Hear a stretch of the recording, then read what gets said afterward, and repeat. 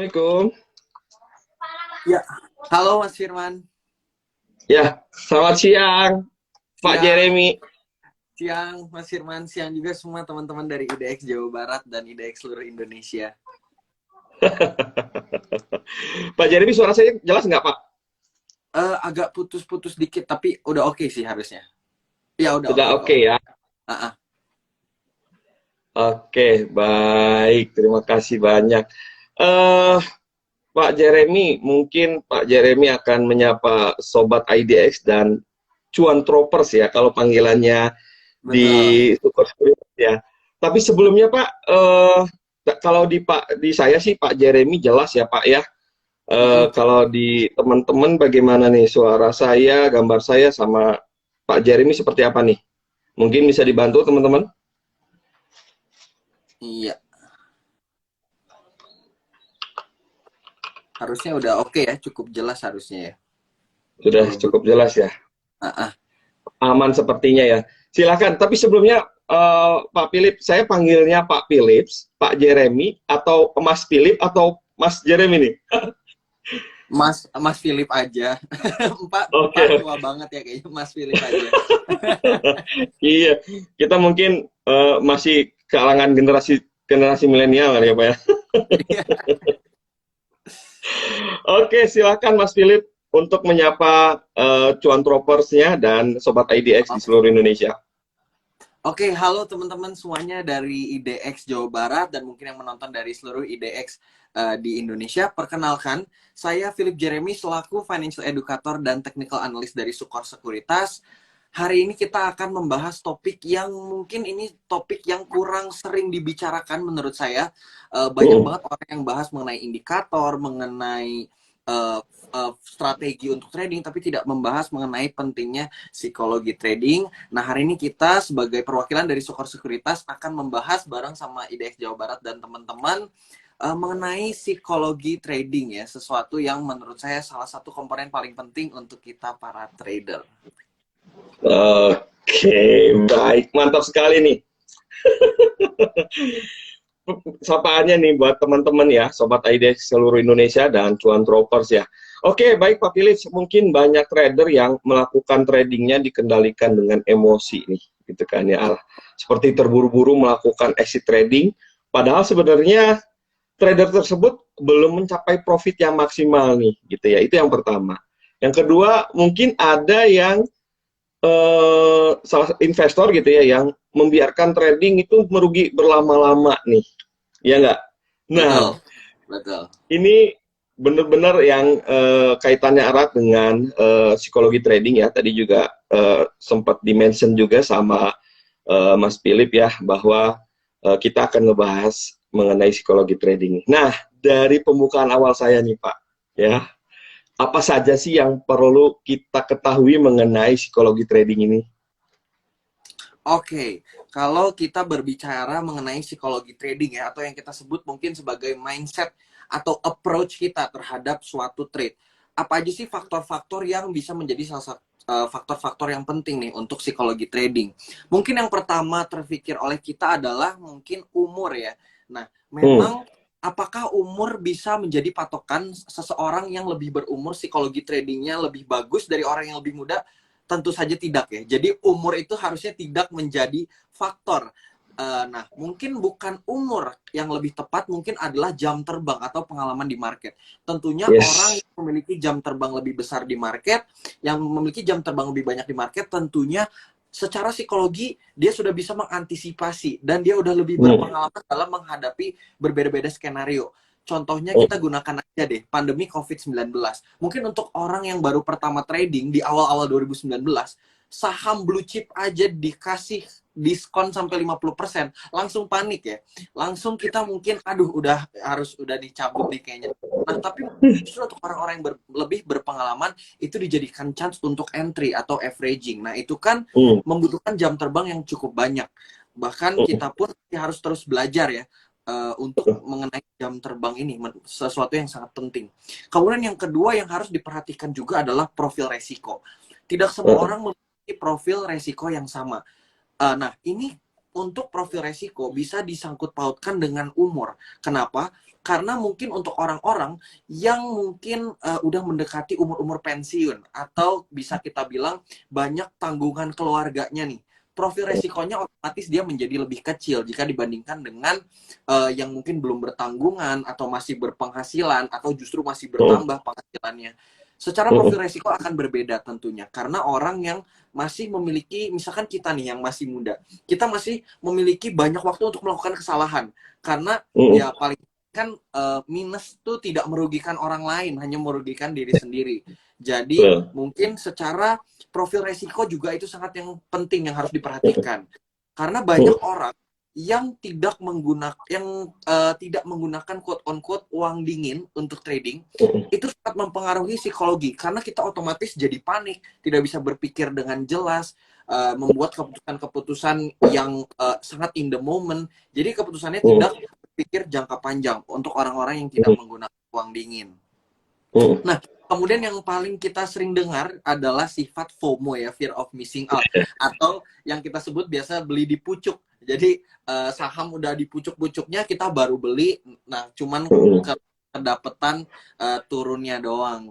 Nah mungkin dan satu lagi ada love of missing out ya, atau mungkin kebalikan dari fear of missing out, orang-orang yang justru menghindari membeli di pucuk dan mencari saham-saham di bawah. Mungkin itu bisa menjadi beberapa faktor dan mungkin beberapa yang akan kita bahas hari ini ya Mas Firman ya. Mungkin segitu. Oke, baik. Jadi ada umur ya, ada profil resiko gitu ya, sama mungkin behavior ya mengenai FOMO dan LOMO-nya tadi gitu ya.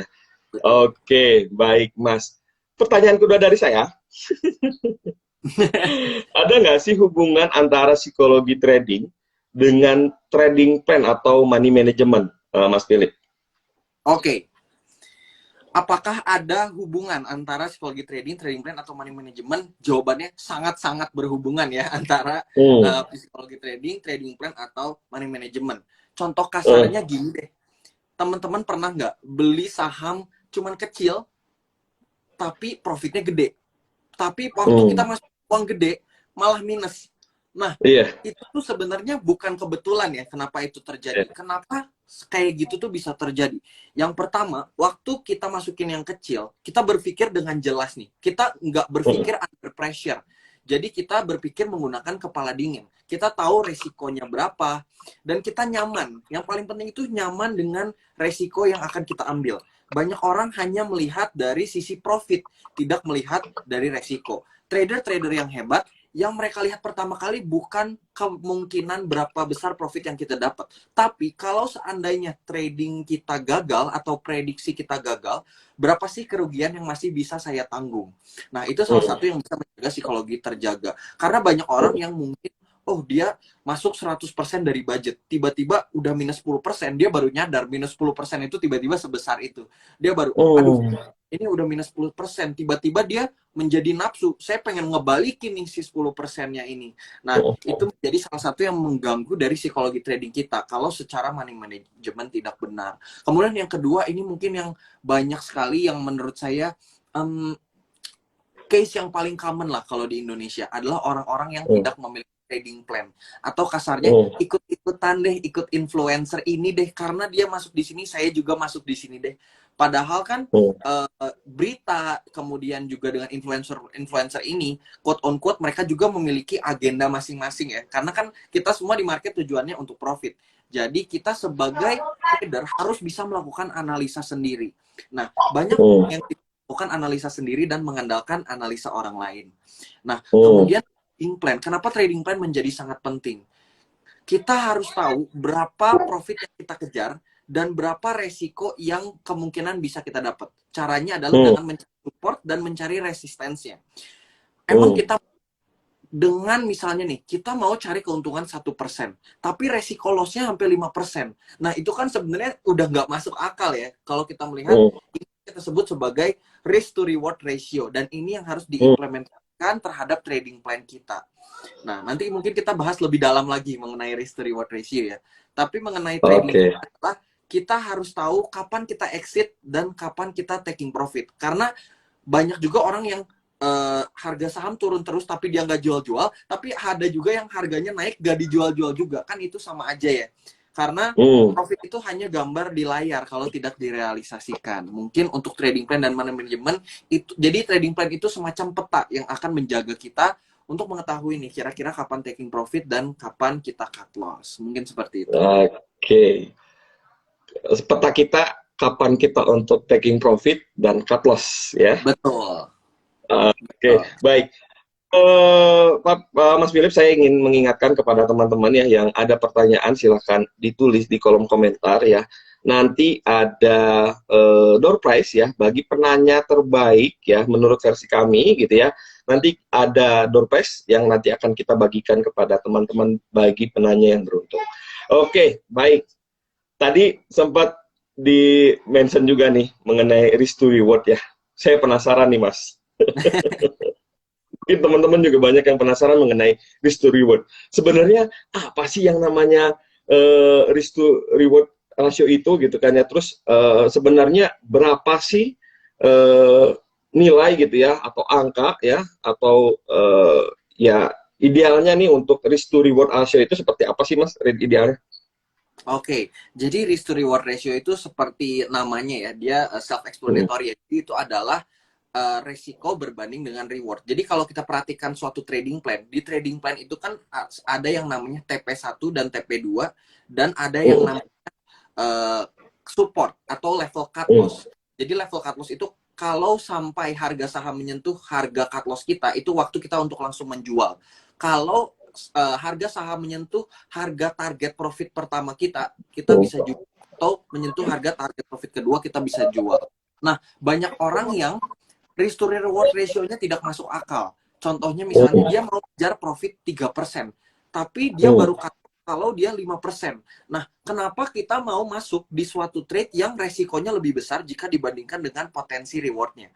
Nah, itu yang kita sebut sebagai risk to reward ratio. Nah, memang risk to reward ratio ini juga biasanya kalau teman-teman nih udah ada beberapa yang dari nasabah dari Sukor Sekuritas, kalau yang udah join grup Telegram Sukor di Sukor Cuan Troopers Channel, pastinya memperhatikan bahwa level cut loss itu biasanya kurang dari 10%. Nominal cut loss selalu di bawah level 10%. Karena 10% itu udah cukup besar ya. Jadi biasanya 7%, 8%. Dan kalau diperhatikan, target profit pertama itu seimbang atau setara dengan level cut loss-nya. Jadi 1:1. Jadi TP1 sampai level cut loss-nya. Nah, untuk TP2-nya, TP2 biasanya 2 kali lipat dibanding level cut loss-nya. Jadi kita katakan kalau misalnya support level cut loss 5%, level target profit pertama 5%, dan target profit kedua 5% lagi jadi 10%. Jadi total sebenarnya reward ratio yang menurut saya paling ideal adalah 1:2. Nah, karena kenapa kita gunakan 1:2? Kenapa nggak bisa 1:1? Nah, yang teman-teman harus perhatikan, sebenarnya saya ada diagram ya. Jadi diagram ini menunjukkan berapa sih uang yang kita berapa sih persentase yang harus kita dapatkan kalau seandainya kita loss. Kalau misalnya kita loss, misalkan kita loss 5%, kita harus mengembalikan 10% untuk kembali ke modal awal. Nangkap ya? Jadi kalau kita minus 5%, misalnya kita punya uang 1 juta nih. Uang 1 juta itu minus 10%, jadi 900.000. Nah, untuk mengembalikan ke 1 juta lagi, itu tuh udah nggak bisa cuman profit 10%. Nggak bisa cuman profit 10%. Harus 2 kali lipat dari yang pertama kita loss-nya. Kan lebih susah untuk mencari profit 20% dibandingkan profit 10%. Makanya kenapa risk to reward ratio harus 1:2 agar terus seimbang. Jadi kalau kita loss segini, untuk kita recover kembali ke BEP, dia lebih mudah. Dan tentunya kita juga membahas mengenai win rate. Banyak orang yang win rate-nya itu kalau misalkan dari 10 nih, dia misalkan kalah 7 trade atau salah 7 kali dari 10 kali ini. Kan banyak dari kita ya yang salah untuk kan keputusan kita tentunya bisa salah. Tidak selalu kita akan profit meskipun anak kita sudah tepat. Nah, dari 7 kali dan misalkan dari 7 kali salah ini, kalau risk to reward dia 1:1, untuk kembali ke BEP 100% itu sangat susah. Tapi kalau kita menggunakan risk to reward ratio 1:2, dari 7 kali sampai hanya butuh 3 kali benar itu udah bisa BEP kalau kita menggunakan risk to reward ratio yang tepat. Nah ini makanya apa saya juga sangat senang ya diundang IDX untuk membahas ini, karena menurut saya ini memang sangat kurang gitu awareness dari orang-orang mengenai risk to reward ratio ini. Mungkin segitu.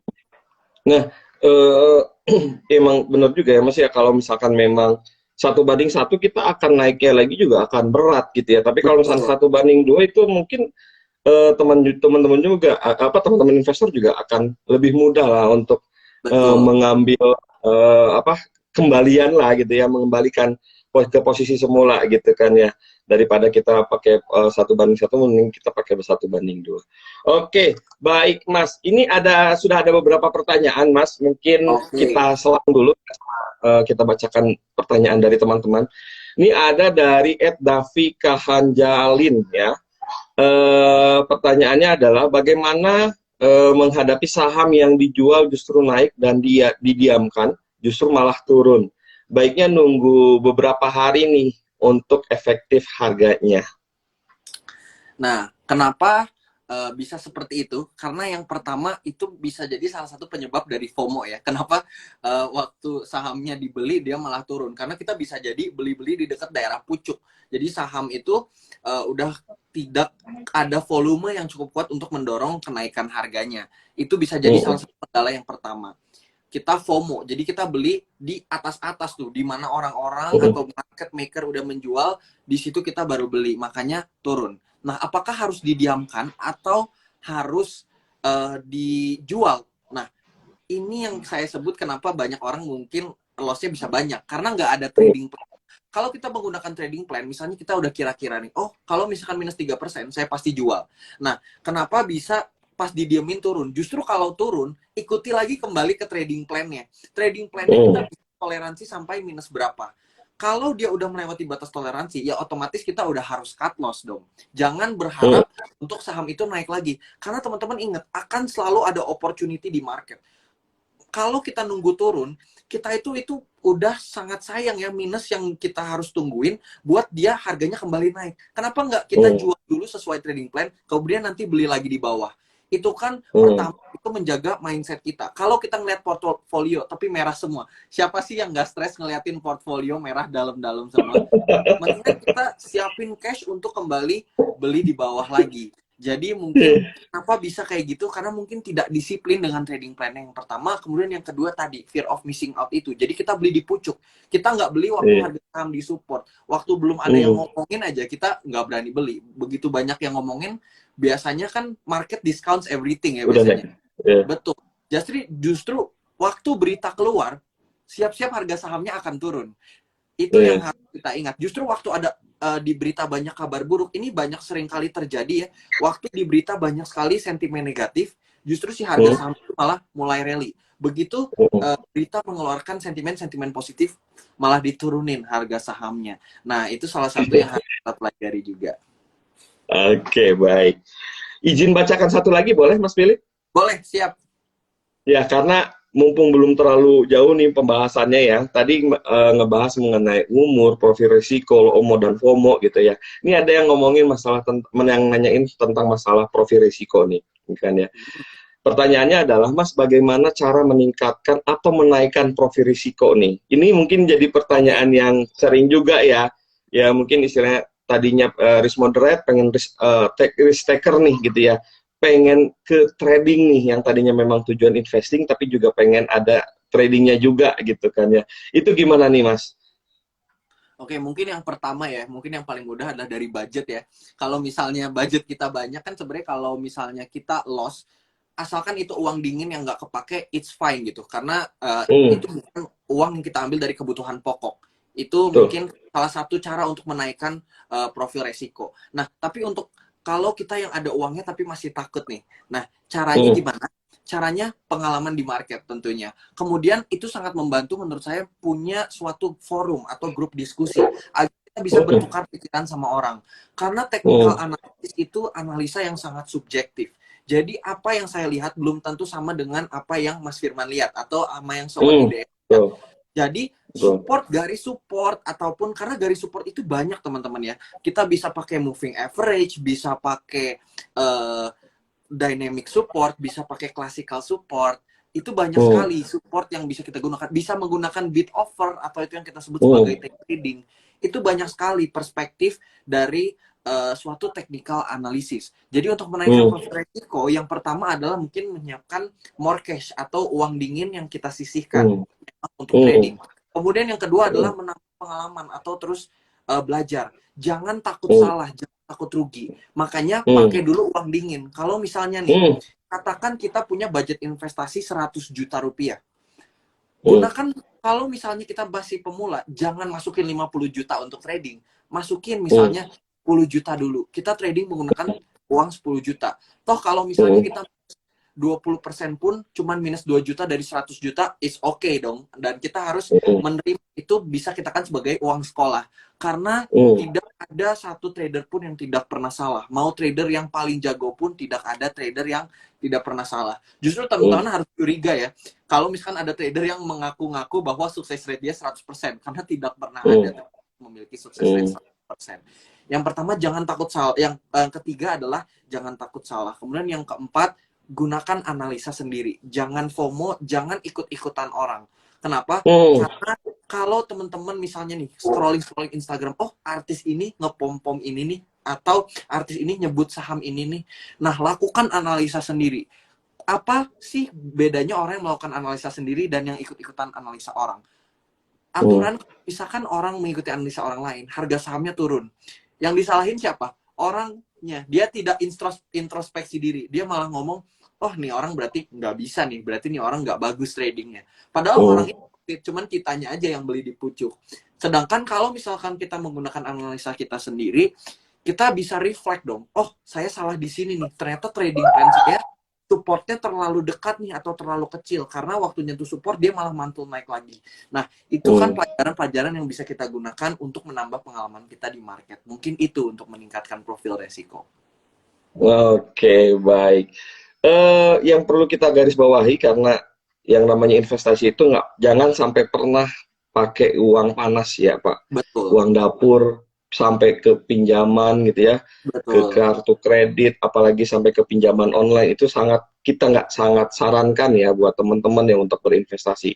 Berinvestasilah dengan dana dingin dan tentunya pengelolaannya pun perlu kita manage gitu ya supaya nanti kayak kalau kata Mas Philip tadi gitu ya punya budget 100 juta nih berarti kan udah uang dingin gitu kan ya masukinnya Iya, jangan 50 dulu tapi 10 juta dulu gitu kan ya jadi kalaupun misalkan memang ada kerugian yang didapat itu sebagai uang sekolah nih gitu kan ya namanya juga kita investasi siap untung siap rugi gitu kan ya nah once nanti itu akan dijadikan pembelajaran buat kita gitu apa sih kesalahan kita sehingga kemarin kita mendapatkan cut loss-nya 2 juta gitu kan ya itu pasti akan menjadi pembelajaran buat kita dan nanti kita juga akan lebih baik lagi dalam bertransaksi di saham ya Mas Philip seperti itu ya betul.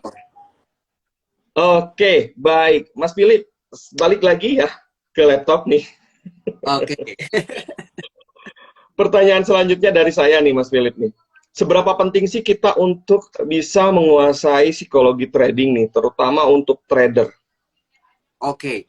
Jadi banyak orang yang terlalu fokus kepada teori ya, menurut saya. Termasuk saya ya, waktu awal-awal trading. Karena saya merasa saya sudah punya ilmu teori mengenai teknik analisis. Saya merasa bahwa udahlah ini pasti nggak mungkin rugi nih. Karena udah pakai indikator ini bagus. Misalnya saya pakai moving average, udah golden cross. Pakai stochastic, udah oversold. Ngelihat candle-nya, udah bullish engulfing. Itu semua udah checklist. Nah, saya pede banget nih karena secara teori ini tuh benar, udah pasti saya benar. Jadi blok saya masukin misalnya 50% dari budget atau saking pedenya saya masukin semuanya. Nah, Hmm, di situ biasa market akan menampar kita ya. Di saat kita merasa paling hebat atau merasa paling yakin, di situ biasanya kita akan ditampar oleh market karena the market is a mean place ya teman-teman ya. Market itu uh, pasti kita akan berkali-kali dihajar oleh market, kasarnya kayak gitu. Dan memang kalau kita lihat statistik pun mungkin dari 100 orang yang trading di market, hanya 10 orang yang bisa konsisten trading di market. Ini menurut data research ya, menurut saya ini. Dan memang kenapa itu benar? Karena orang-orang tuh biasa cuman merhatiin teori aja, tidak menggunakan psikologi. Jadi, seberapa penting sih menguasai psikologi trading? Ini menurut saya bahkan jauh lebih penting ya daripada kita tahu sebuah teori. Kenapa? Karena sebenarnya even kalau kita mau ngikutin influencer-influencer atau kita mau ikutin saham-saham yang volatilitasnya tinggi, asalkan psikologi trading terjaga, gunakan trading plan. Psikologi trading plan itu termasuk hal yang akan membantu psikologi trading kita ya. Gunakan trading plan, gunakan uang dingin, dan pastikan money manajemennya tepat. Udah mengikuti 4 hal ini aja, kita akan aman. Selos-losnya kita, lossnya tetap akan sangat terjaga. Dan menurut saya, psikologi trading ini sangat krusial ya buat teman-teman pelajari. Dan memang ini butuh jam terbang ya. Nggak mungkin teman-teman baru pemula, kemudian masuk di market, langsung dewasa psikologi tradingnya. Apalagi misalnya kita nih yang masih muda-muda kan emosinya terpacu ya. Karena kita seakan-akan, aduh nih dapat uang, nggak ngapa-ngapain dapat uang. Oh ini gampang gitu. Nah, itu kan mungkin sesuatu yang harus kita jaga ya. Nah, jadi untuk psikologi trading sangat-sangat penting untuk sebuah trader. Nah, yang perlu diingat, jangan trading waktu keadaan lagi mendesak. Misalnya nih, kita misalnya mau bayar cicilan kosan, atau misalnya kita mau bayar uang sekolah. Aduh, ini uangnya nganggur, daripada pakai ini uang nganggur, udah saya pakai trading. Nah, itu jangan pernah ya, teman-teman ya. Itu yang disebut dengan uang panas ya, kalau tadi sempat disebut oleh Mas Firman, itu yang sangat harus dihindari. Karena tanpa teman-teman sadari, itu sangat mengganggu psikologi tradingnya. Karena bisa-bisa kita ngejar cuan persentase yang 2%, padahal kerugiannya misalkan sahamnya bisa potensi ARB 3 kali. Itu kan tidak ideal ya, dan saya sering sekali lihat case-case seperti itu. Jadi seberapa penting psikologi trading, menurut saya dia top 2-nya lah untuk seberapa penting dia salah satu yang sangat-sangat paling penting gitu. Iya, iya. Jadi perlu apa namanya diperhatikan ya, psikologi trading juga bisa menjadi faktor nih buat kita ya dalam kesuksesan buat kita ya. Oke, baik, Mas. Lanjut pertanyaan selanjutnya. Benar nggak sih, Mas, ada leveling mengenai psikologi trading saham ini, Mas? Boleh dijelaskan satu persatu nggak, Mas? Oke. Ini sayang ya, karena saya nggak bisa share screen. Sebenarnya ini saya ada chartnya nih, saya pengen banget nunjukin ke teman-teman. Cuman saya nggak bisa di-share ya. Jadi apakah benar ada level-level trading, level-level psikologi trading saham? Ya, tentunya ada level-level psikologi saham. Oke, jadi kita bahas satu persatu nih. Kita bedah satu persatu nih, psikologi trading saham ini. Nah, yang pertama adalah waktu harga saham belum bergerak kemana-mana, itu yang kita sebut sebagai fase uncertainty, atau orang-orang belum yakin, orang-orang di situ belum masuk. Hanya orang-orang mungkin orang-orang yang sudah memiliki pengalaman yang sangat besar, atau yang disebut sebagai smart money people, itu yang disebut sebagai orang yang mengantisipasi bahwa akan adanya pergerakan. Ini juga bisa jadi orang-orang mungkin yang kita sebut sebagai insider trading ya, atau orang-orang yang belum ada gerusak-gerusuk berita nih, tapi orang ini udah entry. Nah, itu yang biasa disebut dengan fase uncertainty. Jadi market masih ragu-ragu untuk entry. Nah, kemudian dari fase uncertainty itu, kalau harga saham ini breakout, muncul yang kita sebut sebagai optimism, atau di mana orang-orang udah mulai, bukan orang-orang sebenarnya, smart money ini kan relatif orang-orang yang berpengalaman, dia menunggu konfirmasi atau confirmations. Waktu di uncertainty, orang-orang ini belum entry. Kenapa? Karena dia belum ada konfirmasi. Konfirmasi itu bisa menjadi candle atau breakout dari suatu resistance, atau dia sudah lihat laporan keuangan, itu kan biasanya yang tidak dianalisa oleh orang-orang awam ya. Itu yang disebut sebagai optimism, dan harganya udah mulai naik, belum naik gila-gilaan, harganya udah mulai naik, dan orang-orang smart money atau yang disebut sebagai rational investors di situ, di mana orang-orang yang biasanya unggul di market entry. Nah, kemudian setelah fase optimism, apa yang terjadi? Harga mulai naik tajam. Itu yang disebut sebagai enthusiasm. Nah, ini di mana orang-orang atau trader-trader atau scalper entry. Kenapa? Karena volume lagi besar nih. Volume lagi besar, jadi mendapatkan 3% sampai 5% di saham ini tuh sangat mudah sekali. Karena sahamnya lagi kasarnya digoreng banget nih. Lagi naik sekali harga saham ini. Nah, itu yang disebut sebagai enthusiasm. Nah, orang publik atau orang-orang yang awam di sini udah mulai melihat nih, kok tiba-tiba harga saham ini naik tinggi banget. Nah, di sini dimana orang-orang udah mulai coba-coba nih untuk entry. Nah, setelah fase enthusiasm ini terjadi yang namanya euforia. Euforia adalah di mana harga suatu saham mencapai titik paling pucuknya, di mana orang-orang berebutan pengen banget nih beli saham ini sampai HK-HK aja, karena misalnya nih sahamnya udah arah, ya main HK-HK aja terus karena yakin bahwa si saham ini arah. Nah, di fase euforia ini, para trader-trader yang pintar ini, yang di awal entry, di fase uncertainty dan fase optimism ini, disinilah mereka mulai membuang barang. Nah, di situ dimana mereka udah mulai berjualan. Makanya, biasanya di sini adalah investor-investor besar, atau yang kita sebut sebagai fund managers. Di sini fund managers sudah melihat bahwa saham ini udah sangat oversold atau udah sangat jenuh beli. Di situ mereka mulai membuang barang. Nah, kemudian harga saham mulai koreksi pelan.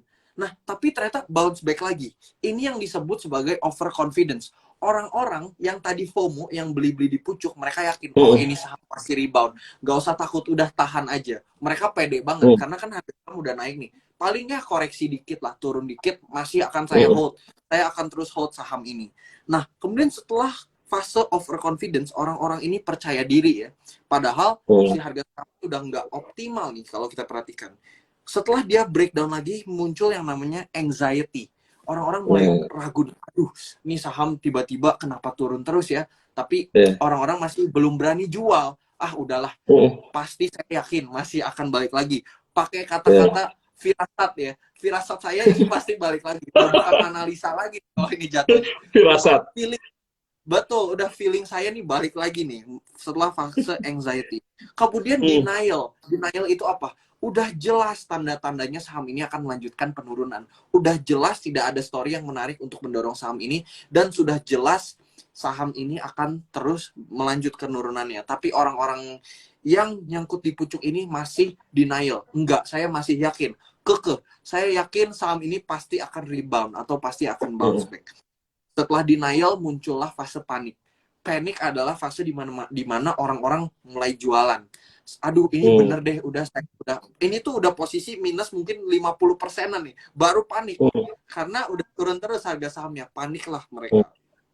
Nah, kemudian setelah fase panik, itu yang kita sebut sebagai capitulation. Capitulation adalah fase di mana orang-orang ampun-ampunan jual. Pokoknya saya mau keluar. Pokoknya apapun antri di ARB, pokoknya saya harus buang barang. Kemudian setelah itu orang-orang ini tentunya depression ya, udah lost hope. Karena hampir seluruh modal yang mereka keluarkan udah hilang. Karena harga saham minus misalnya 70%. Nah, apa yang terjadi setelah depression? Ini adalah suatu cycle, akan berulang lagi. Di saat orang-orang pemula ini melihat udah hopeless, disitulah dimana para orang-orang smart money atau fund manager malah mulai entry lagi. Betul. Makanya kenapa lah pas saya jual malah naik lagi. Karena teman-teman jual waktu sahamnya lagi di bottom banget. Waktu misalnya secara valuasi harga saham ini lagi menarik banget, malah teman-teman buang sahamnya. Nah, itu kan biasanya orang tidak berpengalaman atau yang tidak melakukan research sendiri, kesalahannya akan di situ. Jadi betul ya, ada yang kita sebut sebagai yang namanya psychological levels kalau kita perhatikan. Oke, berarti benar ya, ada leveling ya mengenai psikologi trading ini. Tadi banyak banget ya. Jadi teman-teman yang belum mengingat gitu ya, kita akan save di IGTV kita ya. Jadi teman-teman bisa nonton lagi nih mengenai leveling tadi. Oke, baik Mas. Sedikit mengingatkan lagi ya buat teman-teman yang ingin mengajukan pertanyaan, silahkan ketik saja di kolom komentar, gitu ya. Nanti saya akan pilih penanya-penanya yang baik, yang terbaik, gitu ya, buat jadiin untuk disampaikan di IG Live kita, dan akan kita pilih nih dari pertanyaan-pertanyaan terbaik, karena kan door prize, namanya juga door prize ya Mas ya, terbatas gitu ya, sehingga nanti kita akan pilih nih beberapa yang penanya yang beruntung. Oke, baik. Pertanyaan selanjutnya, Mas. Ini tadi juga sempat disinggung juga nih. Mengenai trik supaya psikologi trading tetap positif pada saat bertransaksi, misalkan pada saat market bearish, Mas. Oke, ini mungkin ini tidak jauh dari kita ya. Kemarin IHSG sempat sideways. Waktu itu dia sempat mencapai level all time high-nya di angka 6.754, kemudian koreksi lagi ke 6.500. Nah, apa yang harus kita lakukan untuk menjaga psikologi supaya tetap positif? Yang pertama, saya nggak lupa mengingatkan ya, trading plan. Itu yang akan menjaga kita tetap positif. Selama harga saham belum masih bergerak di level yang wajar, masih di antara trading plan kita tetap aja terjaga. Kalau misalnya market tiba-tiba minus 1%, minus 2%, ya tidak masalah. Kenapa? Karena kalau kita perhatikan, kita udah punya trading plan. Toh, amit-amit nih, kalau minus cuma 7%. Dibandingkan kalau misalkan market turun terus minus 30%, nah kan kita nggak pernah tahu ya, kayak waktu COVID awal-awal, saham-saham minus sampai 50%, sampai 70%, diskonnya gila-gilaan. Kalau kita menggunakan trading plan yang tepat, kita akan terjaga secara psikologi. Kemudian pada saat market bearish, kalau sebagai investor, hal yang paling wise adalah apa? Kadang yang paling terbaik, hal yang terbaik yang bisa kita lakukan adalah diam dan menunggu. Siapin cash yang untuk beli saham-saham yang memiliki potensi di harga-harga murah. Jadi saham-saham yang misal kalau kita lihat laporan keuangannya dia masih bagus, dan kemudian kita lihat sebenarnya dia itu naik, dia itu sebenarnya memiliki peningkatan. Tapi karena sentimen negatif global atau sentimen negatif dari ekonomi, harga saham itu turun. Nah, itu bisa juga perhatikan. Dan kemudian untuk pada saat market bearish, saya sangat menyarankan teman-teman day trading atau scalping. Cari kecil aja, cari 2%, 3%. 2% atau 3%, tapi konsisten. Jadi nggak perlu cari yang beggar, nggak perlu cari saham-saham yang bisa potensi 100%. Karena kalau market lagi bearish, akan sangat susah untuk mencari saham-saham seperti itu. Dan biasanya itu adalah saham-saham digoreng oleh market maker. Jadi, jangan masuk ke jangan melakukan trading panjang di saham-saham yang secara fundamental beresiko. Nah, kemudian kalau market lagi bearish, pilih saham-saham yang punya fundamental yang jelas. Jadi misalnya saham-saham blue chip, LQ45 atau Kompas 100. Untuk apa? Kalau misalnya nih amit-amit kita nggak disiplin trading plan, kita masih tahu bahwa perusahaan ini aman dan tidak akan likuidasi. Dan setelah market recover, saham ini juga akan ikut seiring dengan market recovery-nya. Mungkin untuk menjaga psikologi pada saat market bearish, mungkin contohnya seperti itu. Oke, baik Mas. Sekedar informasi aja nih Mas ya. Market kita hari ini ya di IHSG kita sudah tembus all time high-nya lagi Mas. Mudah-mudahan nanti apa namanya all time high sampai penutupan perdagangan hari ini ya Mas ya. Jadi kita rekor lagi nih Mas. Betul. Mudah-mudahan. Hari ini kayaknya lagi berbunga-bunga nih para investor. Oke. Oke Mas, lanjut ke pertanyaan selanjutnya ya Mas ya.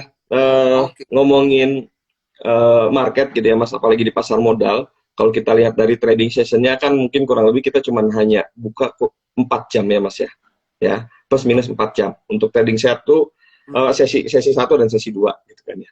Nah, tapi kalau misalnya kita lihat dari jumlah lembar saham yang terjual, terus nilai transaksi harian kita, gitu kan, itu kan sudah mencapai triliunan rupiah nih, gitu kan ya. Mungkin pasar modal kita sudah mulai meningkat lagi nih. Nah, pertanyaannya gini, Mas. Karena market bergerak setiap detik, gitu ya, setiap saat, gitu. Bagaimana nih tips untuk menghindari, ya, biar kita nggak FOMO, ya, atau tips mengelola emosi lah biar kita nggak ikut-ikutan. Oke. Untuk nggak ikut-ikutan, yang pertama tentunya kita harus memiliki ilmu yang cukup ya. Jadi kalau misalnya kita belum ada waktu untuk belajar, jangan pengen trading. Karena trading itu bukan sesuatu yang mudah dan menguras waktu. Makanya ada orang yang memang bekerja sebagai full-time trader. Karena memang itu membutuhkan analisa yang banyak ya. Dan untuk kita profit di market itu tidak mudah. Banyak orang yang ngomong, aduh main di saham mah gampang sih, nggak usah ngapa-ngapain. Cuman tinggal tidur juga bisa. Nah itu nggak benar ya teman-teman. Karena analisa yang dibutuhkan dan pengalaman yang dibutuhkan untuk kita mau trading di market juga sangat penting. Itu yang pertama, untuk kita nggak FOMO. Jangan trading kalau belum ada ilmunya. Nah, kemudian yang betul. kedua, supaya kita nggak FOMO, gunakan analisa sendiri. Jangan percaya analisa orang lain. Jadi kalau Hmm, dikasih tahu nih, suruh beli ini, nggak apa-apa, kita terima masukan itu, tapi jangan diterima mentah-mentah. Gunakan lagi filter analisa dulu. sendiri, atau tanya ke orang yang mungkin ngerti atau udah berpengalaman di market. Hmm, Itu yang mungkin bisa hmm, membantu kita supaya nggak FOMO. Nah, hmm, kemudian juga yang pengen saya ingatkan lagi, jangan pernah merasa bahwa, aduh saya ketinggalan lagi setiap kali ada saham ARA, aduh saya kayaknya nggak akan pernah sih dapat saham ARA, atau misalkan, aduh kayaknya udah nggak mungkin lah, saya hopeless lah profit di market.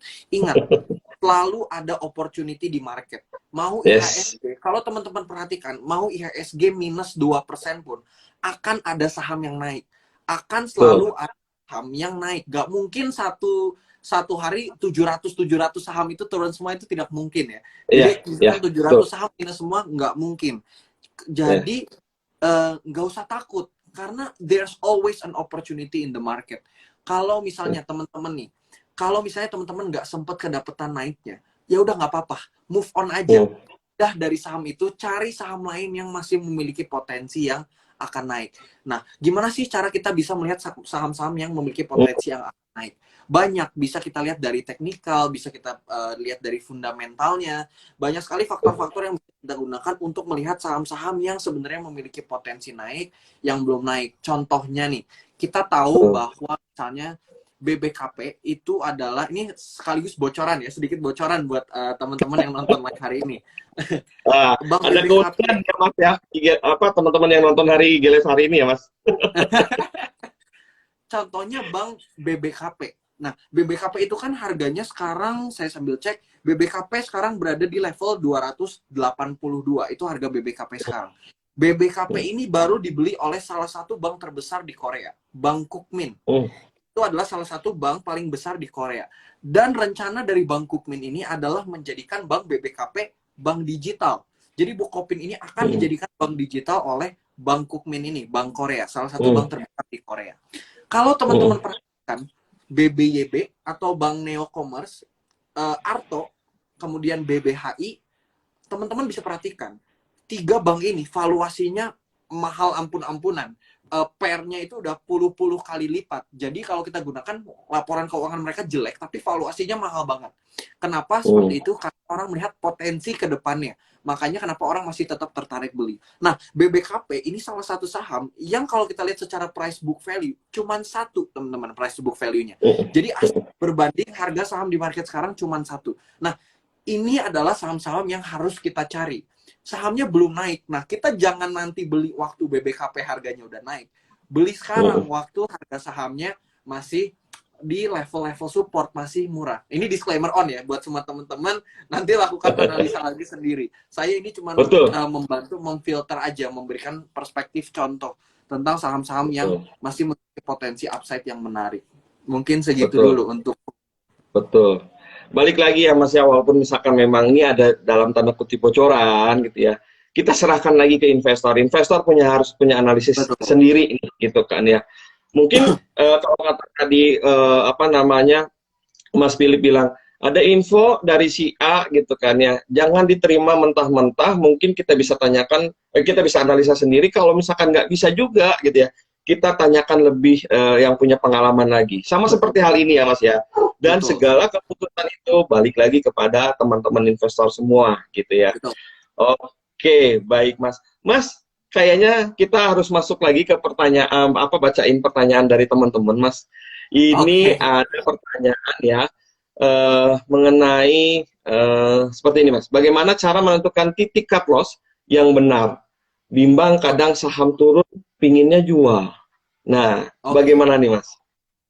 Oke, jadi cara menentukan level cut loss ya. Ini sayang banget ya, saya nggak bisa share screen. Padahal ini mungkin bisa kita nanti di SPM ya sama IDX Jawa Barat mungkin kalau Nah, ada. Nah, Mas jadi Philip, saya sih pengen punya ide untuk psikologi trading. Kayaknya kita harus bikin webinar, Mas. boleh banget Mas Firman. Ya, Boleh banget. jadi nih teman yang nonton hari ini ya, tunggu ya jadwalnya kita ya. Saya udah usul nih, nanti Pak Philips ya, saya request Pak Philip ya untuk jadi narasumbernya ya, biar nyambung nih dengan Oke, Igeles hari ini. Ya, oke. Oke. Oke, silakan dilanjut, Mas. Oke, jadi untuk menentukan level cut loss. Jadi teman-teman buat bikin trading plan sendiri. Teman-teman udah harus tahu yang namanya support dan resistance, kayak gitu ya. Jadi support itu titik di mana harga itu berbalik arah, dan resistance juga sama. Cuman bedanya support di bawah, resistance di atas. Mungkin nanti kita bisa lebih elaborate lagi ya membahas soal ini, karena memang agak sedikit rumit. Nah, gimana cara menentukan level cut loss? Selalu cari supportnya. Untuk kita menentukan level cut loss, cari supportnya.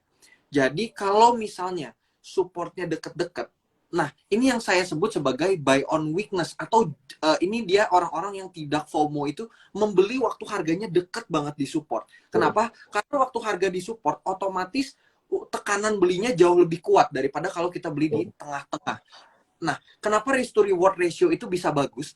Karena kalau kita beli waktu harga lagi murah, potensi upside-nya kan sangat tinggi ya, sedangkan resiko kita sangat kecil. Nah, itu yang kita sebut sebagai risk to reward ratio. Nah, setelah itu yang harus diperhatikan juga untuk menentukan level stop loss, bisa dari support, atau yang kedua bisa dari gunakan aja patokan atau ukuran kita sendiri-sendiri. Jadi misalnya kita mau profit 6%, gunakan rasio 1:2 aja. Jadi begitu 3% langsung cut loss.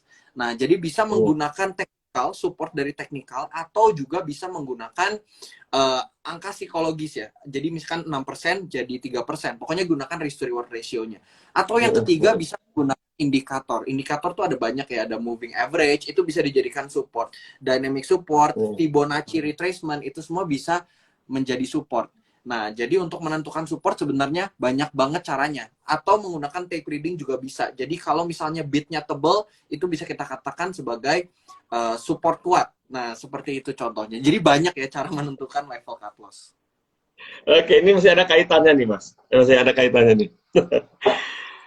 Pertanyaan selanjutnya, Mas, kalau analisa teknikal itu akurat nggak sih, Mas? Ya, karena banyak yang gunain itu ketimbang fundamental. Tadi Oke. disebut. Oke. Silakan, Mas. Pertanyaannya apakah akurat? Ya tergantung siapa yang pakai ya sebenarnya. Kalau misalnya yang pakai trader profesional ya akurat, tapi kalau misalkan kita nggak ngerti cara baca chart ya nggak akurat. Subjektif ya jawabannya ya sebenarnya. Tapi kenapa technical analysis itu banyak digunakan oleh orang? Karena jadi sebenarnya technical analysis itu apa sih sebenarnya? Technical analysis itu adalah mencoba untuk menebak pergerakan harga market based on historical events. Jadi kan sebenarnya kalau kita mau gunakan technical analysis, itu kita patokannya adalah harga-harga yang kemarin-kemarin. Kan kita nggak pernah tahu dong masa depan, kita nggak bisa lihat ya harga ini mau naik sejauh apa. Tapi kita bisa gunakan analisa dari masa lalu. Itu yang kita sebut sebagai technical analysis. Apakah akurat atau tidak? Akurat kalau kita menggunakannya dengan tepat. Kalau misalnya kita misalkan nih kita asal-asalan klik-klik indikator, ya tentunya tidak akan menjadi akurat si technical analysis. Yeah. Dan kemudian tadi sempat disebut juga kenapa, apakah lebih bagus dari fundamental? Itu mungkin persepsi yang salah ya, bukan lebih bagus. Technical analysis dan fundamental analysis itu support each other, saling mendukung. Tidak bisa cuman technical doang, tidak bisa cuman fundamental doang. Mungkin bisa ya, tapi kalau dipadukan, paduan dari keduanya akan membuat kita profit lebih konsisten di market. Kalau kita memadukan antara technical analysis dan fundamental analysis. Jadi kenapa, apakah ada yang lebih bagus? Tidak ada yang lebih bagus. Jawabannya harus pelajari dua-duanya. Mungkin seperti itu. Nah, mantap sekali. Harus pelajari dua-duanya. Jangan analisa teknikal aja, jangan analisa fundamental aja gitu ya. Tapi kita harus pelajari dua-duanya ya. Kalau pengen sukses ya. Baik, pertanyaan selanjutnya nih, Mas. Oke. Saya pilihkan ya. Nah, Mas, ini ada pertanyaan nih, Mas. Ini mungkin yang sering kita ini ya, kan kebetulan kan akhir-akhir ini jumlah investor itu dipadati oleh generasi milenial dan generasi Z. Ya, at least itu ada beberapa persentase dari jumlah mahasiswa gitu kan ya. Nah, pertanyaannya adalah bagaimana cara investasi yang aman dan tepat bagi para mahasiswa yang ingin berinvestasi? Mungkin lebih ke dikaitkan dengan psikologi tradingnya, mungkin Mas. Monggo, silakan Mas. Oke, yang aman ya. Oke, kalau kita berbicara aman, kan kita mungkin sebagai mahasiswa kesibukannya banyak ya. Kita nggak bisa pantau market terus-terusan karena mungkin bentrok dengan kelas, kemudian banyak tugas. Tentunya mungkin kita nggak bisa jadi full-time trader. Nah, kalau mau aman, apa yang kita lakukan? Beli saham-saham blue chip aja, teman-teman. Memang pergerakannya nggak akan stabil harga-harga second atau third liner. Tapi at least uang kita akan tetap jauh lebih bertumbuh dibandingkan didiemin di tabungan. Saya ini cukup agak kesal ya sebenarnya karena banyak sekali orang-orang yang uangnya itu dianggurin di tabungan. Nah itu menurut saya pemikiran Sayang yang banget. cukup kuno ya. Betul ya, sayang banget uangnya. Karena kalau kita taruh uang di tabungan itu juga kemakan oleh inflasi. Jadi mending kita taruh di saham atau reksadana. Nah yang kedua, mungkin kalau teman-teman belum ngerti, serahkan aja ke yang ngerti. Artinya apa? Masuk ke reksadana aja, teman-teman. Karena it's the same. Karena reksadana pun yang uang kita dimasukin ke saham, tapi proporsinya dimasukkan oleh orang yang expert di bidangnya. Jadi untuk mahasiswa, mungkin reksadana bisa menjadi pilihan yang tepat, meskipun returnnya kecil. Nah, tapi untuk aman, kalau yang mau trading nih, cara aman gimana? Ya, gunakan trading plan. Itu sih udah jawaban satu-satunya ya, teman-teman ya. Kalau mau aman, gunakan uang dingin dan trading plan. Biasanya untuk alokasi, saya pribadi gunakan 70-30 ya. Jadi 70% untuk investing, 30% untuk trading. Jadi nanti si skala 70-30 ini akan menyesuaikan. Jadi kalau misalnya ada penambahan dari pemasukan ya sama aja alokasinya. Nah, kemudian mungkin saya relatif kalau misalnya nih market lagi oke banget 60-40 deh, 40% trading, 60% investing. Jadi sangat menyesuaikan dan sangat adjustable. Nah, mungkin untuk yang aman mungkin seperti itu sih Mas Firman. Ya. Jadi saya narik benang merahnya nih Mas. Kalau misalkan memang kita belum ngerti gitu ya. Gimana sih analisa teknikal Fibonacci, bentuk apaan sih, gitu kan ya. Support and resistance kayak gimana sih ngitungnya, gitu kan ya. Nah, mungkin kita bisa percayakan ke investasi kita ke reksadana dulu, karena nanti ada manajer investasi yang memang benar-benar sudah expert buat menempatkan dana kita ke berbagai macam instrumen investasi. Silahkan gitu kan ya, mau pasar uang, campuran atau saham juga silahkan gitu kan ya.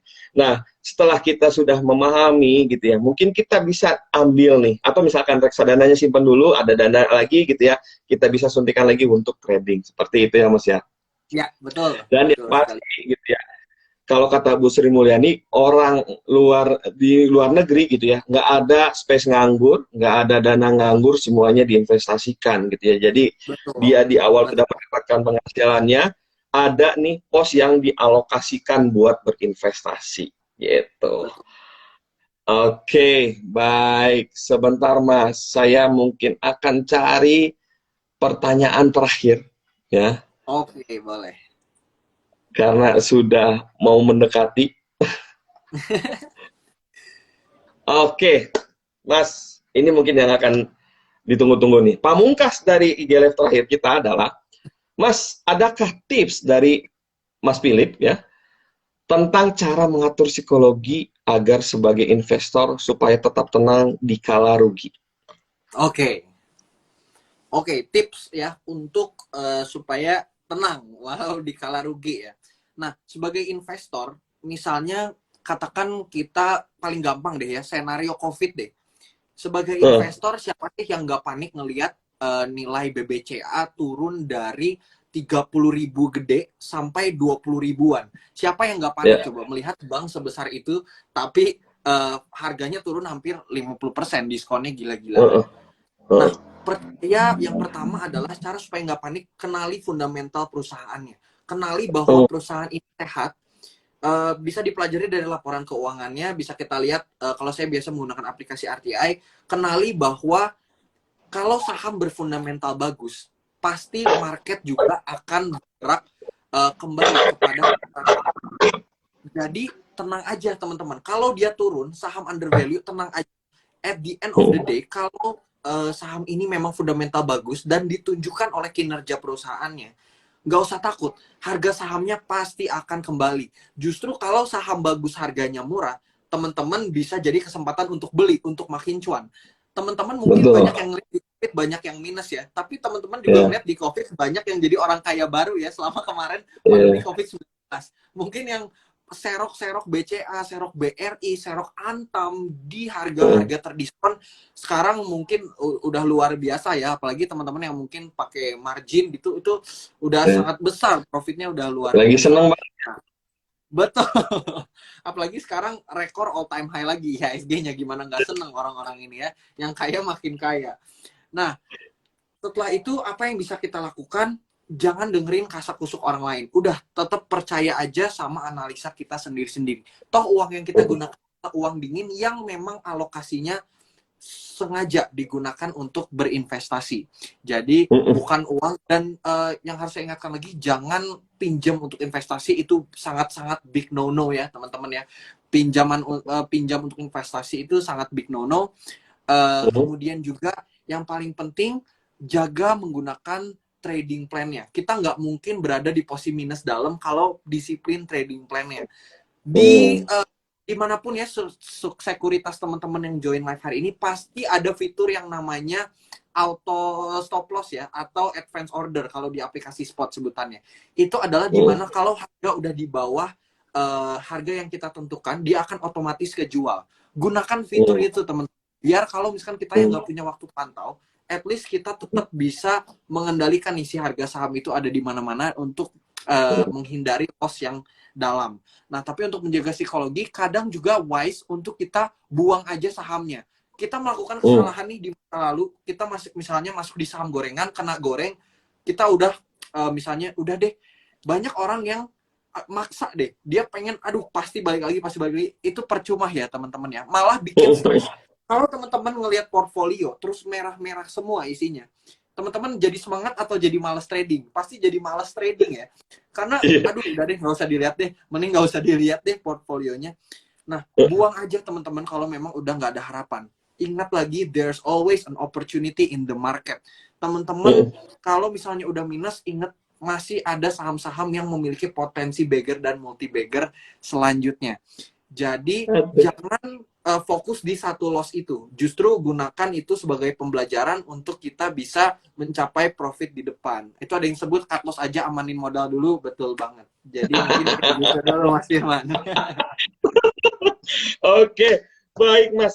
Terakhir Mas, mungkin ada closing statement Mas dari Mas Philip Oke. untuk IGRF hari ini.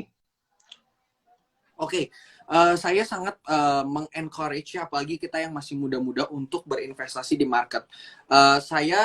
Selama saya sekolah di Amerika, saya menyadari bahwa orang-orang itu sangat aware terhadap keberadaan finansial mereka, atau sangat Betul. mempersiapkan dana pensiun. Ada yang di Amerika Hmm, disebut sebagai 401k. Itu adalah di mana kita setiap bulan itu udah nabung untuk dana pensiun nanti. Meskipun kita umur 20, hmm, kita nyimpen buat dana umur 60 nanti.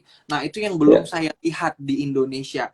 Nah, hmm, apalagi kita itu, teman-teman jangan menganggap bahwa Indonesia itu market yang kecil. Teman-teman ingat, Indonesia itu pertumbuhannya gila, teman-teman. Kalau teman-teman ya, perhatikan indeks kita, mau dihantam COVID, mau dihantam ekonomi 2008, mau dihantam krisis tahun 98, IHSG always rebound, teman-teman. Selalu yes, bounce back. IHSG itu luar biasa, teman-teman, kita growing market. Teman-teman bayangin, yes, rasio investor asing dibanding investor lokal masih lebih gede investor asing. Jadi kasarnya ya, apa? Mas, kita yang investor lokal nggak sepercaya itu, loh asing aja percaya loh dengan potensi market Indonesia. Masa kita sebagai ya, orang-orang Indonesia tidak percaya terhadap pertumbuhan ekonomi Indonesia?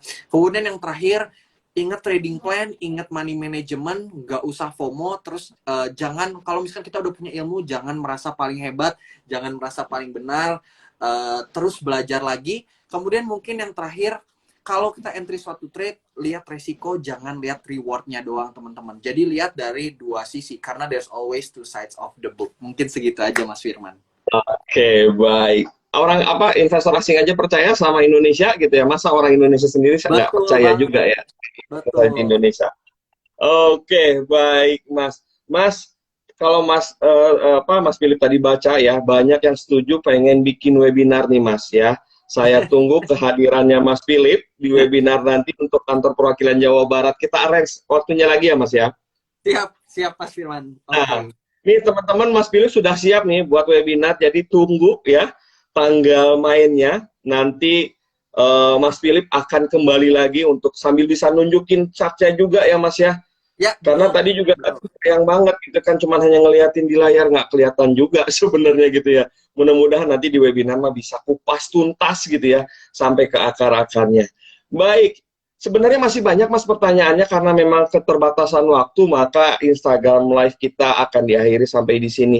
Terima kasih banyak Mas Philip atas Thank you, kesempatannya, atas Mas Firman. sharing-sharingnya, keren banget, luar biasa.